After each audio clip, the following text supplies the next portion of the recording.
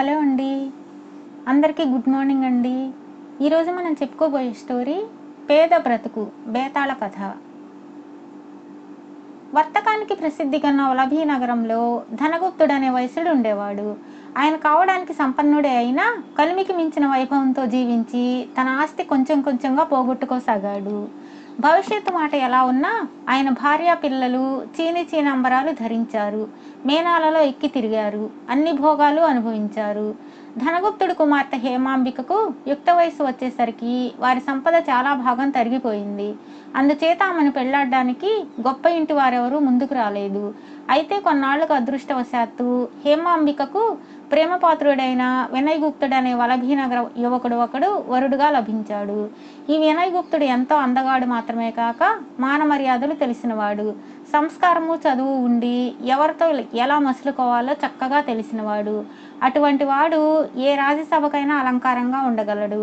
అయితే వినయగుప్తుడు గొప్ప వంశంలో పుట్టినవాడు కాదు, పేద కుటుంబంలో పుట్టినవాడు. పేదరికం అనుభవిస్తూనే స్వశక్తి చేత కృషి చేత పైకి వచ్చి వలభీ నగరంలోని వర్తకుల వద్ద కొలువు సంపాదించుకొని హాయిగా జీవయాత్ర గడుపుతూ ఉన్నాడు. హేమ వినయుడిని పెళ్లాడడానికి సిద్ధపడింది కానీ ఆ పెళ్లి ఆమె తల్లిదండ్రులకు అంతగా ఇష్టం లేదు. వినయుడు అందగాడు, బుద్ధిమంతుడు, పైకి రాదగినవాడు అని వాళ్ళు ఒప్పుకున్నారు. కానీ హేమ గొప్ప ఇంటి వాడిని ఎవరినైనా పెళ్లాడితే బాగుంటుందని వారి ఉద్దేశం.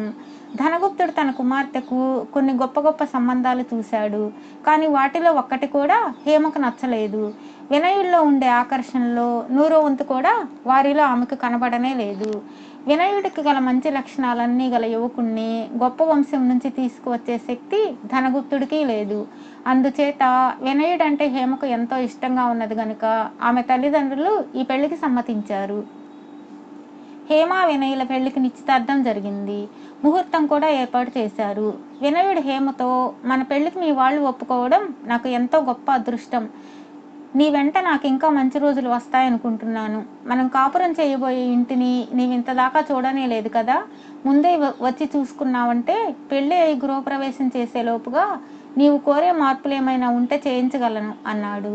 మర్నాడే హేమ మేనా సిద్ధం చేయించి తనకు గల మంచి జరీ పట్టు చీరల్లోకెల్లా మంచిదిగా చూసి ధరించి వినయుడు చెప్పిన గుర్తులు బోయిలకు చెప్పి మేనాలో బయలుదేరి తాను మెట్టబోయే ఇంటికి బయలుదేరింది.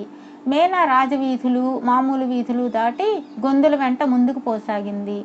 మిద్దెలు మేడలు పోయి పూరిపాకలు పశువుల శాలలు ఇళ్ల పక్కన పెంటపోగులు కంటపడసాగాయి. ఇదేమిటి, వినయుడి ఇంటికి పోయే దారి ఇంత హీనంగా ఉన్నది అని హేమ తన మనసులో అనుకున్నది. చివరకు మేనా అలాంటి ఇళ్ల మధ్యనే పెంకుటింటి ముందు ఆగింది.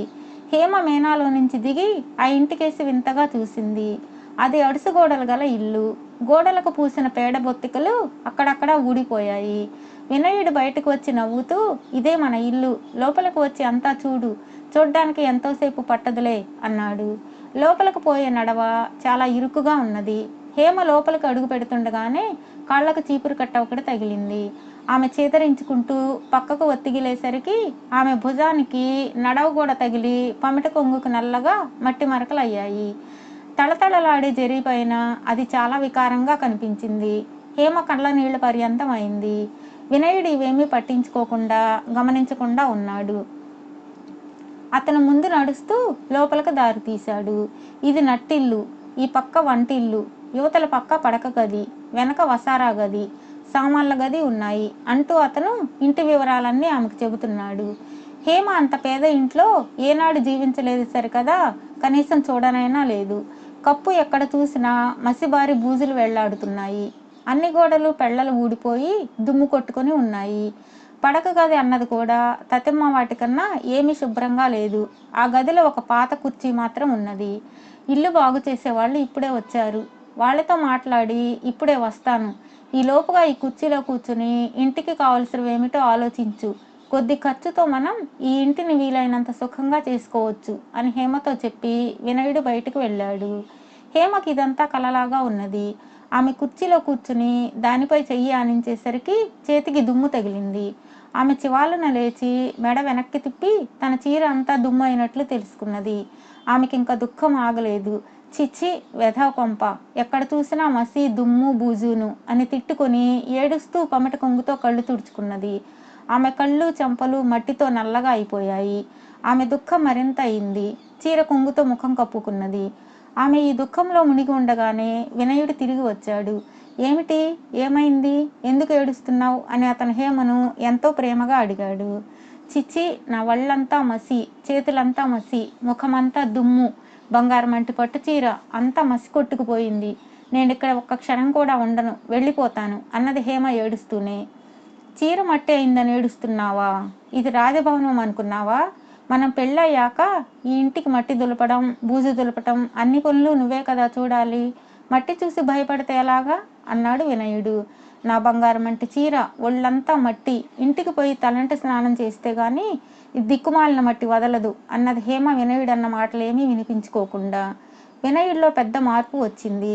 అతను గంభీరంగా, క్షమించు హేమ, నిన్నిక్కడికి రమ్మనడం చాలా పొరపాటైంది. ఇటువంటి చోట నీవు ఒక్క క్షణం కూడా ఉండలేవు. కాపురం ఎలా చేయగలవు అన్నాడు.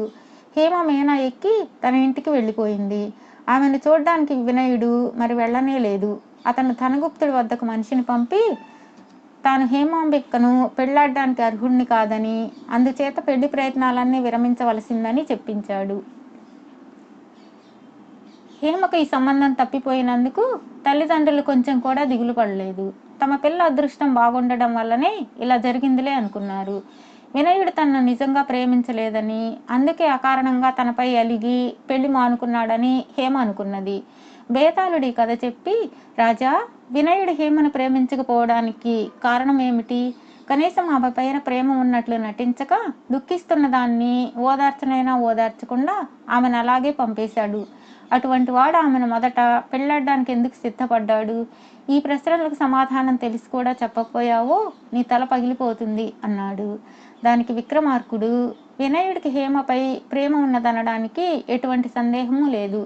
హేమ కూడా వినయుడిని ప్రేమించింది కానీ అతని దారిద్ర్యాన్ని స్వయంగా చూడకుండానే ప్రేమించింది. ఆమె అతని ఇంటికి వెళ్ళడం ఆమె ప్రేమకు పరీక్ష అయింది కానీ వినయుడి ప్రేమకు పరీక్ష కాలేదు. అతని దారిద్ర్యాన్ని కొద్దిసేపు కూడా భరించలేని మనిషి ఆ దారిద్ర్యంలో కలకాలం కాపురం చేయగలదా? ఒకవేళ పంతానికి ఆ దారిద్ర్యాన్ని ఆమె ఆమోదించినప్పటికీ అది ఆమెకు ఎంతో త్యాగం అవుతుంది. అందుచేత అంత త్యాగం చేయించడం అతనికి ఇష్టం లేకపోయిందంటే అందుకు కారణం అతనికి ఆమెపై గల ప్రేమే కానీ మరొకటి కాదు అన్నాడు. రాజుకి ఈ విధంగా మౌనభంగం కలగగానే బేతాళుడు శవంతో సహా మాయమై తిరిగి చెట్టెక్కాడు.